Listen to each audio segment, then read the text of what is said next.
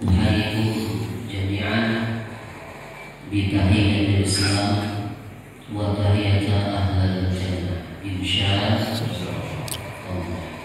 Assalamualaikum warahmatullahi wabarakatuh. Waalaikumsalam warahmatullahi wabarakatuh. Alhamdulillahirabbil alamin.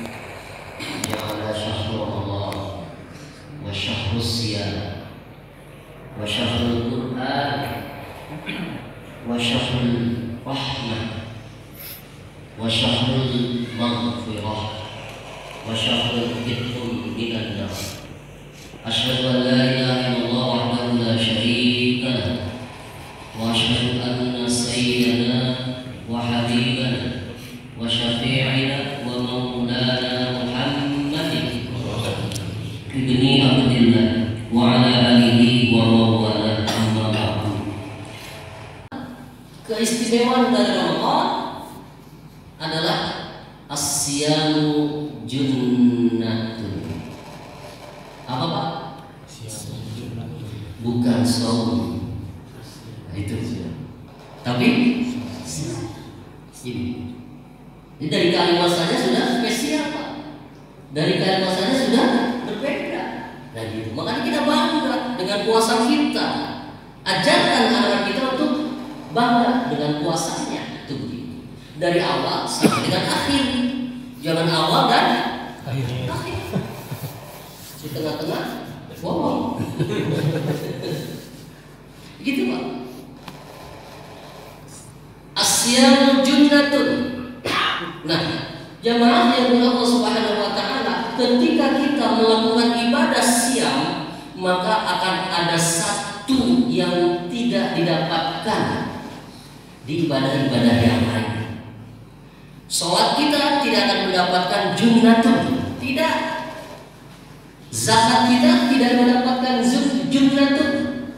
Haji kita dan seterusnya tidak, hanya shaum, hanya siam. Asyamu junnatun. Perisai. Gitu Bapak. Ada junnatun, ada jannatun, ada jinnatun. Hurufnya semua sama, jin, nun, dan ta. Yang berbeda apa? Harokatnya. Junnatun, jannatun, jinnatun. Itu begitu. Itu bahasa Arab. Dahsyat. Beda harokat saja maknanya itu berbeda. Apa itu jannatun? Pak. Surga. Apa itu jinnatun? Apakah jinnatun?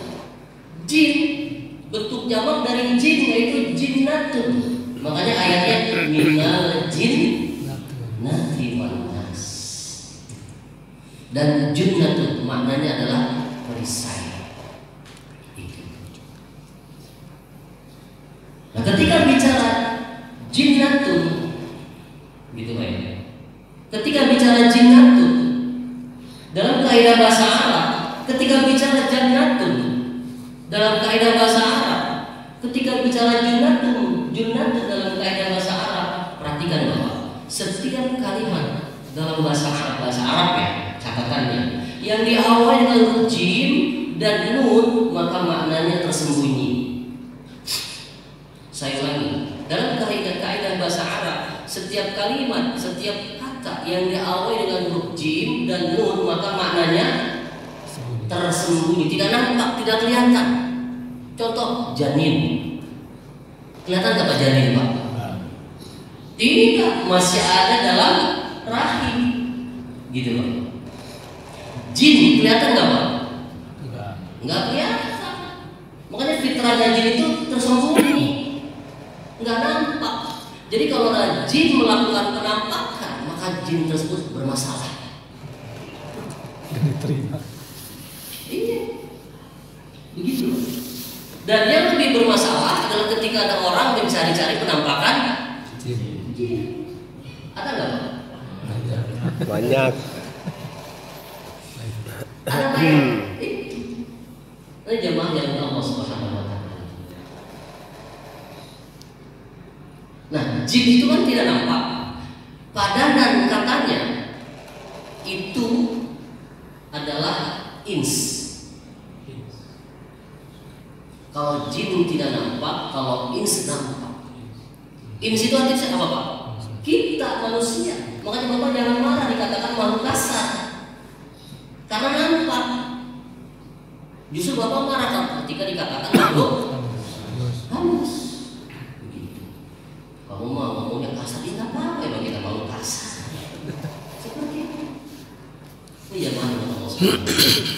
Dalam Al-Quran, jin dan ins itu dipadankan kurang lebih 18 kali. Gitu. Kalau tadi siang disebutkan dalam Al-Quran 8 atau 9 kali.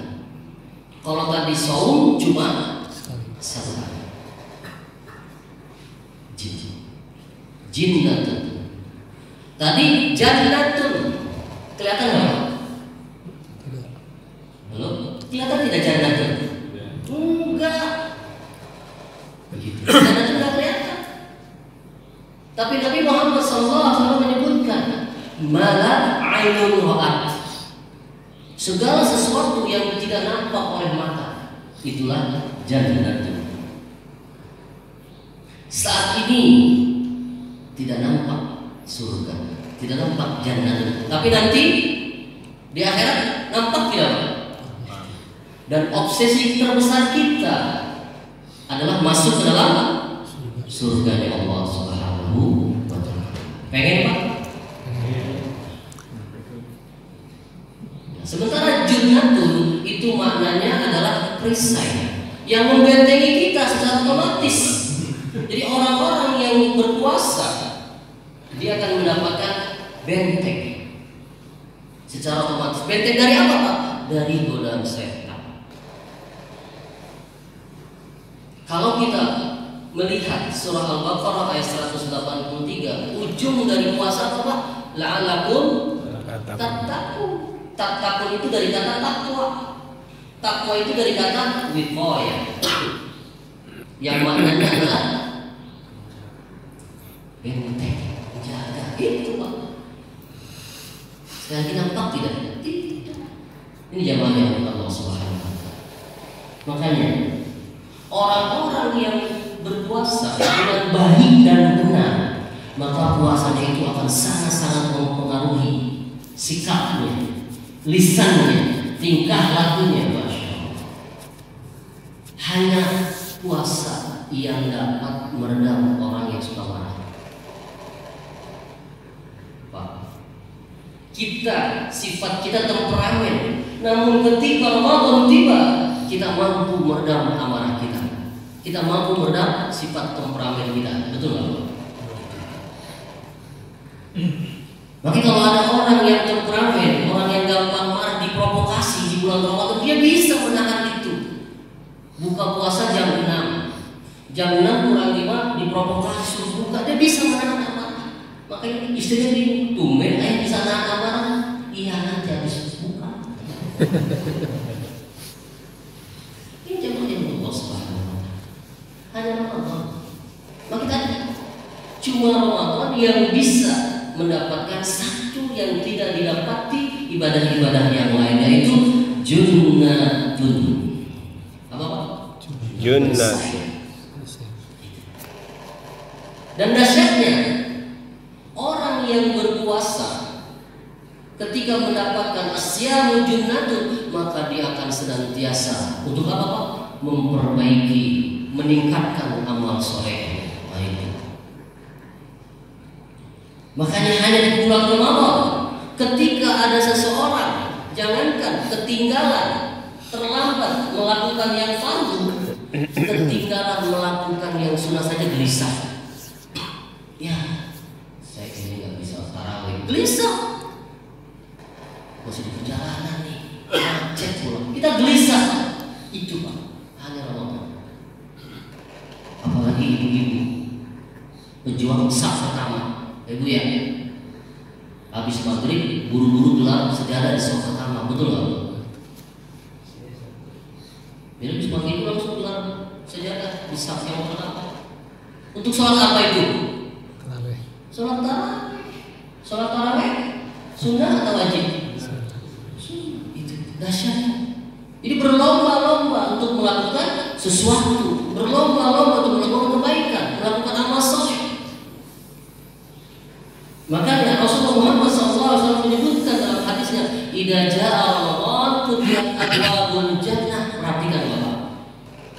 Ketika tibanya Ramadan, maka dibukakan pintu surga, pintu-pintu surga.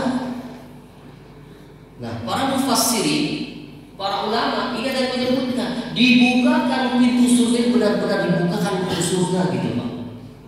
Tapi ada juga menyebutkan ini adalah metafor, tidak sesungguhnya.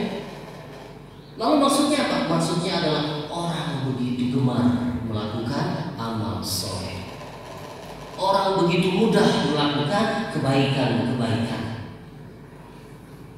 Kalau di luar bulan Ramadan ada orang yang minta-minta, kita kadang-kadang ngitung kancing kasih, enggak kasih saya gitu. Tapi kalau di dalam bulan Ramadan kita sudah menulis, memberikan penulis siapa-siapa fakir miskin yang akan kita santuni. Gitu. Hari ini kita sedekah berapa ribu begitu.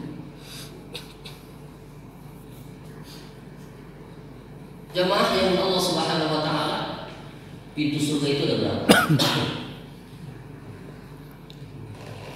Ini saya banyak tanya jawab biar orang ngantuk nih. Saya ngerti. Kalau perlu digiling kali pertanyaannya mesti. Yang bisa diri, yang bisa jawab duduk. Ada berapa pintu surga Pak? Ada berapa? 7. Yang lain apa beda? 8, 7, 8, 9. Bebas. Nah jamaah yang Allah Subhanahu wa taala, Nabi Muhammad SAW menyebutkan fil jannati tsamaniyati abwab. Bahwasanya dalam surga itu ada 8 pintu. Nah kalau kita lihat 8 pintu itu semuanya dilewati dengan amal soleh. Nah salah satunya adalah yang namanya babur royan, pintu royan yang hanya bisa dimasuki oleh orang-orang yang berpuasa. Jadi ketika kita ingin masuk surga, maka kejar dengan amal soleh. Maka ayatnya adalah fastabiqul khairat, berlomba-lomba dalam kebaikan.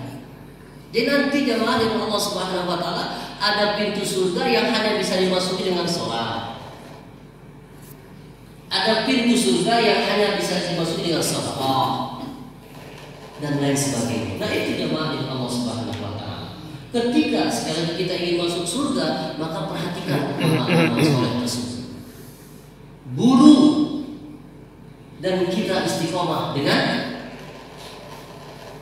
amal soleh tersebut. Kalau gampangnya kita dulu masih kecil Pak, suka main gundu kan Pak ya. Kita punya gacoan gitu. Apa amal kebaikan kita? Apa gacoan amal kebaikan kita? Artinya apa? Yang tidak bisa dilakukan oleh